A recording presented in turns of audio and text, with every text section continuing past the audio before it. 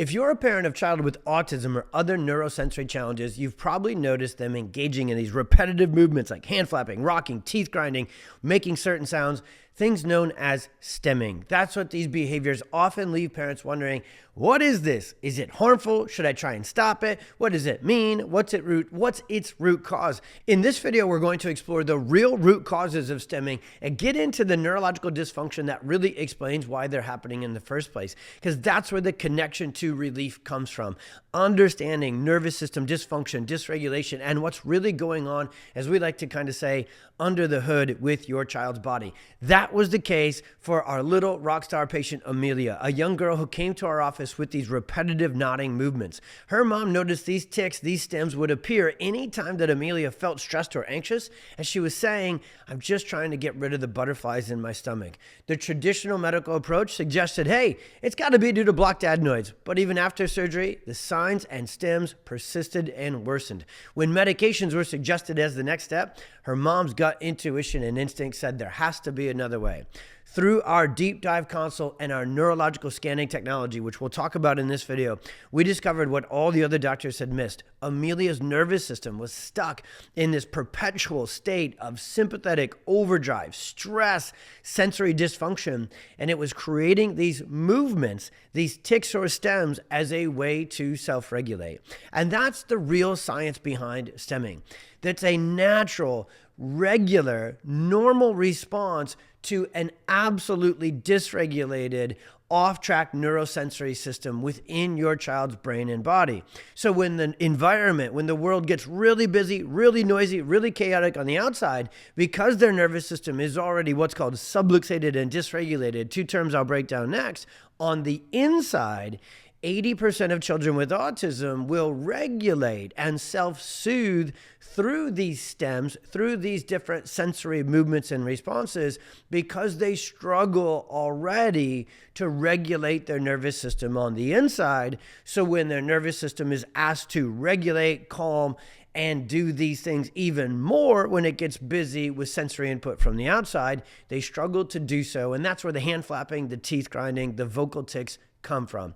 There is a real neurological cause, an explanation as to why stimming is happening. And once we can know that root cause and what that neurological dysfunction and dysregulation is, then we can address it naturally, neurologically, and without drugs. And so many families find relief and such improvements in quality of life, because once we can get your child's nervous system more calmed, more regulated naturally, neurologically on its own, it doesn't need to rely on stims and responses so much more going forward. So let's break down the science just a touch more so you really know what's going on with stimming and with this nervous system dysfunction. That's actually the root cause underneath and behind it all. Okay, now that we know that these movements serve as a coping response to an overwhelmed, stuck, sensory, sympathetic, overdrive, dominant nervous system, let's take a look at what the nervous system really does and how it's supposed to function.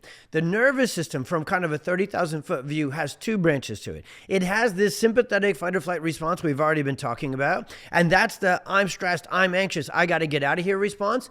But then it has the other side of the autonomic or central nervous system called the parasympathetic response, which is our rest, relax, digest, and sensory regulate side of the nervous system. There's a nerve within that second calming regulating side of the nervous system called the vagus nerve, which does a lot of this function for our child's brain, body, and nervous system. The calming regulating nerve is called the vagus nerve, V-A-G-U-S, which is always funny knowing that it's the calming relaxing nerve, since Las Vegas, if you've ever been, is not the most calming and relaxing city to ever attend. So I always sneak that in so people can kind of understand. This kind of vagus is totally chill. And what we know is that children struggling with autism, sensory challenges, ADHD, you name it, if tics and stems are involved, we already know that foundationally their nervous system is out of balance. It is at a state of what we call dysregulation or dysautonomia, where the sympathetic fight or flight response is too much and the parasympathetic vagal nerve response is too little. Now, there's one more word we need to introduce to really explain where this nervous system imbalance and dysregulation comes from, and then very specifically the neurophysical, neurosensory components that cause stimming. And that word is something called subluxation. Now, subluxation is a word you've maybe never heard before. It's a very neurologically focused chiropractic term, and subluxation simply means that first, it shifts the nervous system into that sympathetic dominant state we've been talking about. But subluxation has these neurophysical, we're going to call them for this video, components. Subluxation is joint dysfunction. So there's misalignment, and then there's fixation or reduced movement. Now, that conversation opens up the very final, I promise, nerdy term for this video called proprioception. Now, if your child has autism, has sensory issues, you've probably gone to PT, OT speech, and maybe you've already heard about proprioception, altered motor tone, there's hypertonicity, and then there's weak core or hypotonicity, and these sensory issues. You maybe heard of these terms before: proprioception, mechanoreception. Proprioception is the perception of movement. When we are moving, these proprioceptors, mechanoreceptors, send actually a calming and regulating signal through the spinal cord, brainstem, especially the vagus nerve has a lot to do with this, and into the brain. Now, movement is calming. Have you ever had a really busy day at work, just stuck at your desk, stuck in traffic, stuck on a plane, and it was really noisy and chaotic and busy and stressful? And so your brain and nervous system are bringing in a lot of stress and a lot of noise, but you couldn't move. You couldn't get up and dissipate and get rid of that stuck stress. Have you ever noticed that throughout the day, the longer you get stuck in one position, your neck, your shoulders, and your spine start to tighten up? And then when you have that physical sensory subluxation, decreased proprioception action happening within your brain, how's your mood? How's your emotions? How's your behavior? How's your focus? How's your socialization and emotional regulation? So this concept of subluxation, decreasing proprioception, is exactly why so many kiddos with autism and neurological conditions rely on stimming so much. They literally have stuck joints and stuck segments within their neurospinal system, specifically the neck and the brainstem area, number one, their shoulders and thoracics, number two, or what are called the transition zones of their body, and then their lumbopelvic core as three. So because they're not getting this proprioceptive, calming, regulating, make the brain chill out movement from their neurospinal system, because that's responsible for 60% of all this input into the brain, they have to compensate somewhere else, somehow else. So the hands, the feet, the jaw, and a lot of times the crotch are very sensory rich or proprioceptive dense areas. So when kiddos have subluxation and nervous system dysregulation within their spine and nervous system, they will compensate with their jaw, vocal tics, teeth grinding, with their hands, touching, hand flapping, with their feet, toe walking, and so forth. And it's a sign of subluxation more deep, or we would call more central, within their brain-body connection and nervous system. So that's the deep dive neuroscience behind stimming. Now, before we're done, I want to turn the corner and I want to give you 3 different ways, safe, natural, neurological, drug-free ways that neurologically focused chiropractic care. So a very specialized kind of chiropractic care that we specialize in our office and through the pxdocs network. There's 3 ways that this kind of chiropractic care can really help calm this dysregulation and sensory overdrive and stimming sort of challenges in kiddos who are going through that kind of storm. The first way we can really help out improve quality of life for kiddos struggling with these challenges is we can clean up and calm down the sensory input into the brain and nervous system.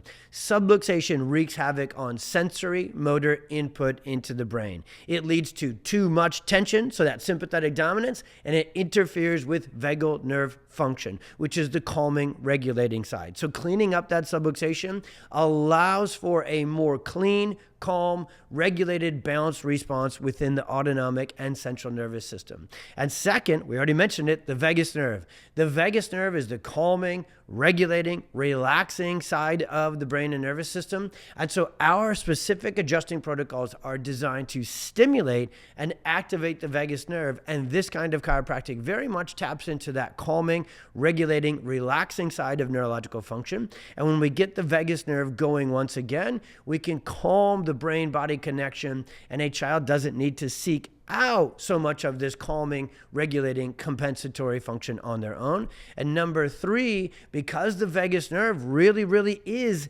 highly involved in sensory, emotional, behavioral regulation, parents report all the time that their kiddo, once they're getting adjusted with this specialized kind of chiropractic, just handles their environment better. They handle transitions better. They handle noises better. They handle sensory input and touch and close and all these different things better. They report that they sleep better. Their gut function is improved. And so when this kind of chiropractic care gets the nervous system more balanced, more regulated, and in a better state, then the body is more relaxed. Digestion is more effective and less troublesome. Everything calms, relaxes, and regulates with this kind of chiropractic care so that a sensory, stemming autism child has less of the expressions of this neurological storm and dysfunction and dysregulation. Because as you lessen that and clear that out on the inside, so in chiropractic we kind of call it from the inside out, then they can handle what's going on the outside with their environment so much better, and they don't need to resort as often, as much, or often as severely to these responses like stemming and meltdowns and tantrums and so forth. Now, does that mean that chiropractic care is designed to treat or heal these stems or neurological challenges? No. Everything with our care, as you can pick up from this video, is designed to address the root cause: nervous system dysfunction, dysregulation, subluxation, and dysautonomia. Kiddos who are locked into autism and have significant stemming sort of behaviors, that tension, that subluxation is often locked in there many layers deep. So what we do is we sit down knee to knee with parents and we go into our case history. We find all the time that kiddos who are stemming and locked into autism, they were already locked in neurologically from a high stress pregnancy, birth interventions like forceps, vacuum, and C-section that caused that injury to the neck and to the neurosensory system. They were colicky, they were fussy, maybe they had torticollis, plagiocephaly, difficulty nursing, reflux, chronic ear infections, chronic gut issues. They don't sleep, their digestion is a mess. So through the case history and then through what's called our neurological insight scan technology, we can actually measure this, track this, and find through this incredible technology, we can actually find, measure, and locate subluxation, dysregulation within your child's sensory system. So between the case history deep dive and our incredible examination and technology, we know exactly what we are up against with your child's nervous system. And then we sit down knee to knee and we go through a very specific, customized care plan and adjusting protocol plan for your kiddo. The first step for you to take, if this video sounds like to the T, your kiddo, and you've tried everything to calm their sensory system and address these stems and these daily life struggles that I know are really tough to go through here, there, and everywhere with your kiddo, take the first step to learn more. And if you're ready to get that deep dive consult, exam, and scanning technology, just comment more, comment below, and we will get you more resources and connected to either our office if you're local or to another pxdocs office if you're not. Learn more and take that next step to find out if subluxation, nervous system dysregulation, and the challenges we talked about and got pretty nerdy about on this video are what's really causing your child's stems.